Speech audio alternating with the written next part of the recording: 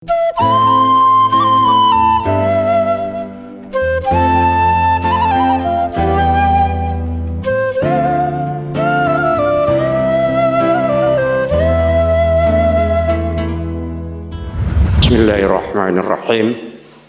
Assalamualaikum warahmatullahi wabarakatuh. Alhamdulillah, wassalatu wassalamu ala rasulillah. Hamba-hamba Allah, kaum muslimin, muslimat yang saya muliakan, kajian kita ba'da subuh hari ini berjudul mendahulukan ibadah baru kemudian isti'anah. Mendahulukan ibadah baru kemudian isti'anah. Kalau kita memperhatikan perilaku beragama manusia, kita akan mendapati ada macam-macam perilaku tentang itu. Ada orang yang selalu minta tolong pada Allah, atau dalam bahasa Al-Quran disebut isti'anah, dan juga selalu melaksanakan ibadah, selalu mengingat Allah, selalu mendekatkan diri pada Allah Subhanahu wa ta'ala. Ini yang terbaik. Rijalun la tulhihim tijaratun wa la bay'un an dzikrillah wa iqamis sholati wa ita'iz zakah. Orang yang tidak dilalaikan oleh perniagaan dan jual beli dari mengingat Allah, dari mengerjakan sholat, dari menunaikan zakat. Ada juga orang yang dianugerahi berbagai macam karunia atau nikmat materi oleh Allah Subhanahu wa ta'ala, tapi lalai dari mengingat Allah dan melaksanakan ibadah. Mereka tidak mendekatkan diri pada Allah Subhanahu wa ta'ala, padahal sudah dilimpahkan karunia yang sangat banyak, yang dalam ungkapan pernah saya sampaikan pada kesempatan lain, kesibukan-kesibukan duniawi menjadi penghalang mereka dalam mendekatkan diri pada Allah. Duhur di pekerjaan, asar di perjalanan, maghrib kecapean, isya ketiduran, subuh kesiangan. Jadi tidak ada waktu untuk ibadah pada Allah Subhanahu wa ta'ala. Ada juga orang yang baru ingat dan dekat pada Allah ketika tertimpa kesusahan yang besar, dilanda bencana yang berat, apapun bentuknya, baru pada saat itu dia mencari dan mendekatkan diri pada Allah. Tapi ada juga orang yang sudah berada di bawah ancaman bahaya yang besar, seperti kita pada saat ini berhadapan dengan ancaman COVID-19, tapi tetap tidak mendekatkan diri pada Allah Subhanahu wa ta'ala. Orang semacam ini logikanya kalau dalam menghadapi ancaman bahaya besar saja tidak beribadah, apalagi kalau dalam keadaan senang. Karena itu salah satu perilaku terpuji sebagai akhlak seorang hamba terhadap Allah Subhanahu wa ta'ala yang diajarkan Al-Quran adalah mendahulukan ibadah baru kemudian isti'anah atau meminta pertolongan. Al-Quran mengajarkan seperti itu, dan salah satu tuntunan Al-Quran adalah ayat yang berulang kali kita baca di dalam surat Al-Fatihah, ayat 5. Iyyaka na'budu wa iyyaka nasta'in. Hanya kepada Engkau kami menyembah dan hanya kepada Engkau kami memohon pertolongan. Ada beberapa hal penting yang perlu kita ketahui berkaitan dengan ayat ini. Pertama, sebagian ulama mengatakan bahwa rahasia Al-Quran terdapat pada surat Al-Fatihah. Rahasia Al-Quran itu terdapat pada surat Al-Fatihah, dan rahasia surat Al-Fatihah terletak pada ayat Iyyaka na'budu wa iyyaka nasta'in. Karena itu Al-Imam Ibnul Qayyim Al-Jauziyah menulis satu kitab khusus hanya menguraikan secara panjang lebar kandungan-kandungan yang terdapat pada ayat Iyyaka na'budu wa iyyaka nasta'in ini. Kitab itu bernama Madarijus Salikin. Itu khusus membahas, menjabarkan kandungan-kandungan yang terdapat pada ayat Iyyaka na'budu wa iyyaka nasta'in. Hal kedua yang berkaitan dengan ayat ini, Iyyaka na'budu wa iyyaka nasta'in, itu batas batas antara bagian Allah dan bagian hamba di dalam surat Al-Fatihah. Surat Al-Fatihah itu dibagi menjadi dua bagian. Separuh bagian Allah, separuh bagian kita sebagai hamba.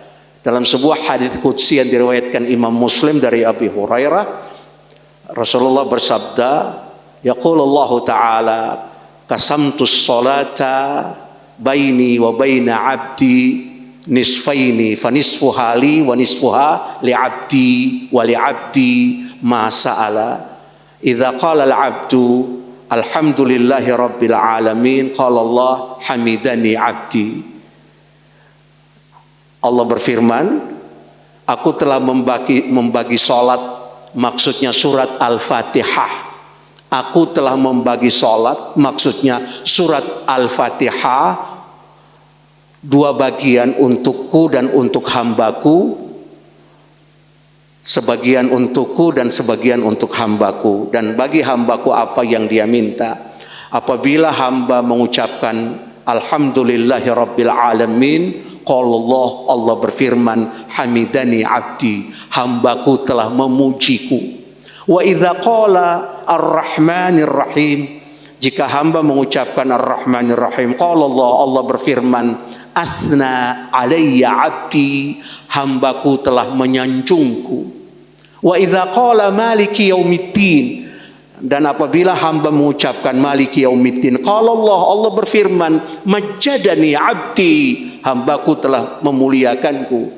Fa idza qala iyyaka na'budu wa iyyaka nasta'in, dan apabila hamba mengucapkan hanya kepada Engkau kami menyembah, hanya kepada Engkau kami memohon pertolongan, Allah berfirman, hadza baini wa baina abdi wa li abdi ma sa'ala, ini antara aku dan hambaku dan untuk hambaku apa yang ia minta. Wa idza qala ihdinas siratal mustaqim siratal ladzina an'amta 'alaihim ghairil maghdubi 'alaihim waladdallin, qala Allah taala hadza li 'abdi wa li 'abdi ma sa'ala. Kalau hamba membaca dari ihdinas siratal mustaqim sampai akhir, Allah berfirman, ini untuk hambaku dan bagi hambaku apa yang ia minta. Jadi bagian Allah dari Al-Fatihah, mulai dari alhamdulillahi rabbil alamin sampai iyyaka na'budu, bagian kita sebagai hamba dari iyyaka nasta'in sampai waladdallin. Banyak kita kurang menyadari hal ini, boleh jadi karena belum tahu bahwa ketika membaca suratul Fatihah ada dialog antara kita dengan Allah. Dan yang kedua, mungkin tahu tapi karena tidak khusyuk dalam sholat, maka kita menjadi lalai tentang itu. Hamba-hamba Allah.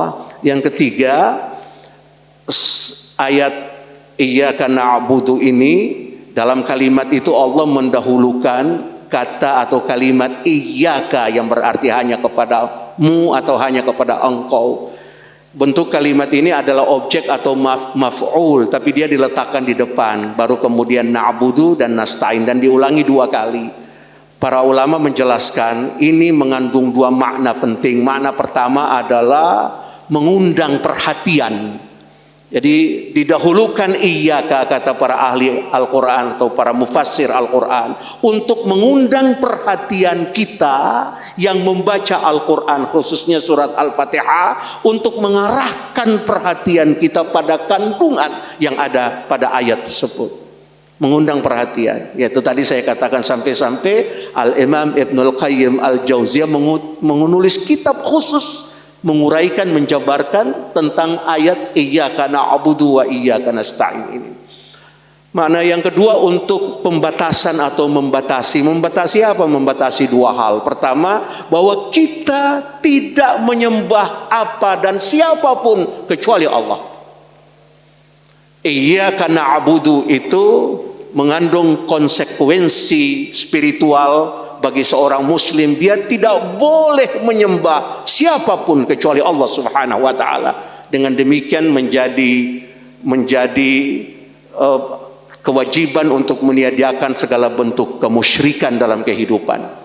Faman kana yarju liqa'a rabbih falyamal amalan salihan wa la yusyrik bi ibadati rabbih ahada. Siapa yang berharap perjumpaan dengan Tuhannya, maka hendaklah ia mengerjakan amal soleh dan jangan dia mempersekutukan Allah dengan sesuatu pun dalam beribadah kepada Allah Subhanahu wa taala. Di pembatasan yang pertama. Pembatasan yang kedua adalah tidak boleh menyandarkan segala urusan kecuali hanya kepada Allah Subhanahu wa taala, yang dalam istilah agama disebut dengan tawakal. Menghadapi situasi COVID-19 saat ini, tawakal itu satu amalan spiritual yang insya Allah bisa mendatangkan ketenangan hati kita. Tawakal pada Allah, tawakal yang benar, itu akan mendatangkan ketenangan hati. Para ahli mengatakan sikap tenang, rasa bahagia, tidak berlebihan dalam kecemasan, tidak panik, itu akan meningkatkan imunitas atau daya tahan tubuh atau kekebalan tubuh kita terhadap serangan penyakit termasuk COVID-19.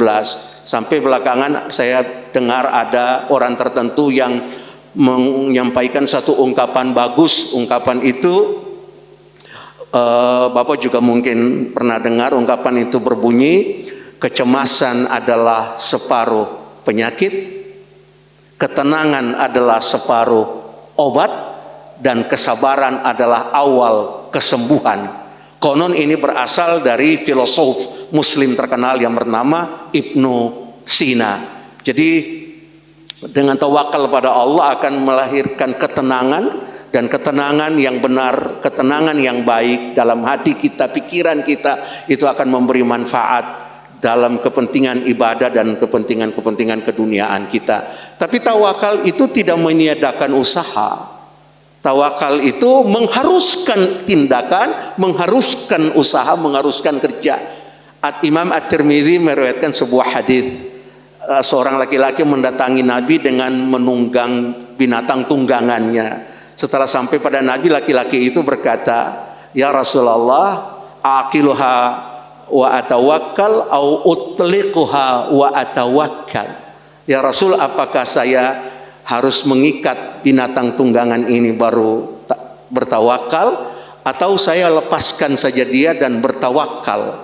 Rasulullah bersabda, "I'kilha wa tawakkal." Ikat dulu binatang tungganganmu itu, baru bertawakal pada Allah. Jadi kalau kita sudah tahu ada masjid yang suka hilang sandal sepatu, simpan dulu di tempat yang aman, baru tawakal pada Allah. Jadi kita nggak apa-apa, taruh aja. Tahu-tahu khotibnya khotbah, saudara-saudara ambillah yang baik, tinggalkan yang buruk. Nah, salah pengertian dia. Begitu selesai sholat Jumat, sepatu orang yang bagus dia ambil, ya sandal dia yang butuh dia tinggalin.